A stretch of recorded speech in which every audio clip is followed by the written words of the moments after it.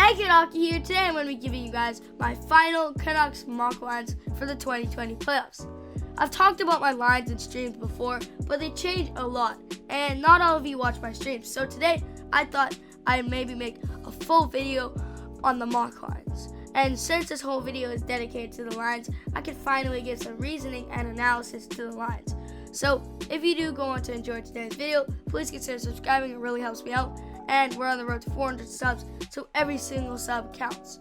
Anyways, let's get into the video. Let's start with goaltending, as it's the simplest one in the Canucks situation. So the Canucks have 3 NHL level goaltenders: Jacob Markstrom, Thatcher Demko, and Louis Domingue. So despite Markstrom looking very shaky in the game against Winnipeg, I still think he will pull it together, and I still think either way he is the best choice for the Canucks.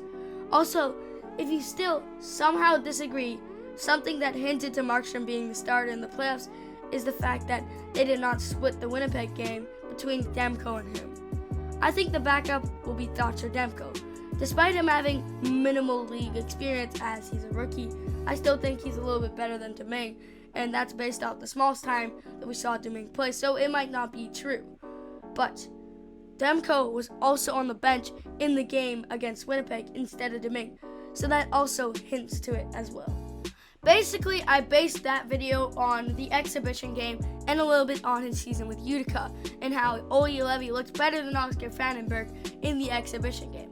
And even some people actually went as far to say he was our best defenseman against Winnipeg. Most of the Canucks Nation thinks that Olli Juolevi should make it, or at least have a solid shot. I think since we only had one exhibition game, they will start with Juolevi in and take him out if he's bad. Yes, it's not exactly the smartest move to experiment in the playoffs, but if the community thinks he was better, or at least most of the community, and if the actual coach thinks he was very good and was impressed with him, they might as well put him in, because you have to play your best cards. Also, if Juolevi is only just as good as Fantenberg and everything, they should send Juolevi in because he's bigger and size does matter, especially in the playoffs when physicality is key. So I think Juolevi is in, and he's playing with Stecher on the third defensive line. It's a no-brainer that Stecher will be in, and he's been in all season. And the only debate in the whole defensive lineup is the 60 spot. Also, you might be debating that, Fantenberg's somewhat a veteran. Well, they already have quite a few veteran defenders. Half the defensive lineup is veterans. I guess maybe you could factor in the veteran presence, but honestly, I think they should still play their best cards and not let veteran presence stand too much in the way of good lines. On the second line of defense, I have Alexander Edler on left D and Tyler Myers on right D. This line doesn't really have any extra strategic meaning. Both of these players are just good defenders. They're big and they're both two-way defenders. So the only really meaning to this is probably the similar playing styles.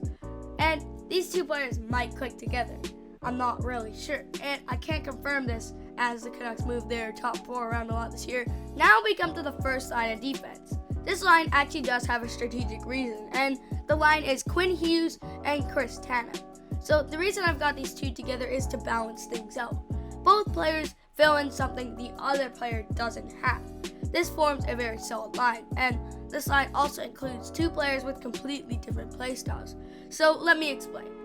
Hughes is obviously a very good high-paced offensive defenseman, and just like many offensive defensemen, they are high-risk players as their plays can sometimes end in disaster, and if an error is made, it could literally crumble the whole defense, and it can sometimes lead to having no one back or a 2-on-1, and potentially even lead to a goal against. Basically, if they take a risk and things fail, it will start to crumble. So, I put Chris Tanev with Hughes to balance it out. Tanev is a much lower risk player. In fact, he doesn't really take risks. He is what the hockey community refers to as a stay-at-home defender. These defenders often tend to make the safe and responsible play. And nearly all the time, these defenders are basically all defensive-minded. They're not worrying about scoring. Yes, they do pass it up and make plays, but most of the time, they prioritize smartness and safety over risk and reward. And scoring obviously comes with a lot of risk, but it also comes with a lot of reward. But stay-at-home defensemen tend to avoid attempting to score as the risk is really high and it could lead to a goal against. So usually they just make the smart play, like chipping it off the boards or just trying to get it out of the zone. They don't really work on like stretch passing and shooting it at the net and stuff like that. So basically these two have somewhat opposite playstyles, and their playstyles balance each other out to make a perfect two-way line that is like a partnership. The line is not the same without one of the members or the other. Some of you might be saying, oh, okay, so your strategy is to leave Chris Tanev out to dry, and that's not really true. Tanev is simply picking up some of the slack if Hughes makes a mistake until Hughes gets back, and Hughes is quick, so that won't take too long. And even then, Hughes hadn't really ever made a mistake that's so big that it results on a 2-on-1 or worse. So this line is a very balanced line. It's a two-way line, and the line has played in exhibition and before in the regular season, and I think a lot of people, including myself, really like this line. And Chris Tanev and Hughes also enjoy playing together, so it works out really well in terms of strategy and chemistry. Now we move on to the offensive lineup, and on the fourth line I have Zack MacEwen playing left wing with Jay Beagle at center and Jake Virtanen at right wing. This line will be a big guys checking line. I don't think Sutter should be in the lineup. Yes, he's a veteran, but I'd rather play two players who are going to be good and deliver offensively and actually make an impact than have Sutter. Also, we have Jay Beagle in center, and he's a veteran and apparently a locker room guy. I did not like the way that Sutter really played against Winnipeg, and I think that he didn't deserve to play, and I think that Mott wasn't good or bad, so you could have subbed him out for Virtanen or MacEwen, and he was just kind of there. Also, although Jake was playing bad in camp, I still think we need him, and even this year at camp he was bad, and he went on to get career numbers, so he could be a bad tryout player. The Virtanen thing might be a bit of debate to a lot of you, and it's a little bit of a debate to me, but I think the Virtanen is still one of our better depth players, and I think he still deserves to be in the line, not in his original third line spot, but I think he should still be in the lineup. On the third line, I'll have Antoine Roussel playing with Adam Gaudette at center and Michael Ferland on left wing. I really like the way this line looked against Winnipeg. They played well and they synergized, and they were just the only line to score, so that is already pretty good.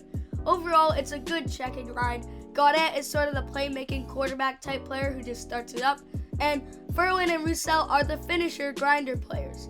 This line will be the line that plays hard and tries to score any way possible. Just like the Roussel goal against Winnipeg. It was just a shot for a rebound from Gaudette, and it turned into a goal because Roussel was at the net and trying to score by any means necessary. He wasn't worried about how it looked, he just wanted to get in the net, and he was just grinding away. That's the kind of mindset this line will have. It won't be a high IQ skill player top line. It will be a scoring/checking line, and I think it could be quite an effective secondary scoring source. Also, it could technically be an energy line because of Ferland and Roussel's physical presence and their energy playstyle. And in a previous video, I talked about how Michael Ferland and how energy players just in general like him are key playoff players, and how Ferland will be a valuable playoff piece. And the same goes for Roussel. He also plays like Ferland, but no offense to Roussel, Ferland is more effective at his job, and he's a better hitter and more offensively skilled. But he is also one of the best grinder players in the league, so Roussel can't really compete. On the second line, I'll have Tanner Pearson on left wing, Bo Horvat in center, and Tyler Toffoli on right wing. This line does not have any specific playstyle. These guys are just all good scorers and top six forwards. But these guys also fit well in chemistry. Tanner Pearson plays well and is friends with Bo Horvat. Toffoli is good friends with Pearson and he plays well with him, so they all have connections in the line. I don't know if Horvat and Toffoli are friends, but I'm pretty sure they're both nice leaders, and I assume they get along, and they have never played together, so I can't really say they play well together, but everyone has at least one player they have chemistry with on the line, and they're just overall all good scorers, so this line isn't necessarily a strategic line, but it's a good line regardless. And finally, on the first line, I have JT Miller on left wing, Elias Pettersson in center, and Brock Besser on right wing. I think just based on the Winnipeg game, Boeser was looking a lot better than he was at the end of the season and just during the season. He is healthy and he's trying hard again. He seems to have been woken up, and I think he'll be back to the Boeser that we all remember. So I think he'll be on the top line instead of Toffoli. Also, it makes sense to put him on the line and Toffoli on the second line because Toffoli has good chemistry with Pearson in the playoffs as well, and Boeser has good chemistry with Petey.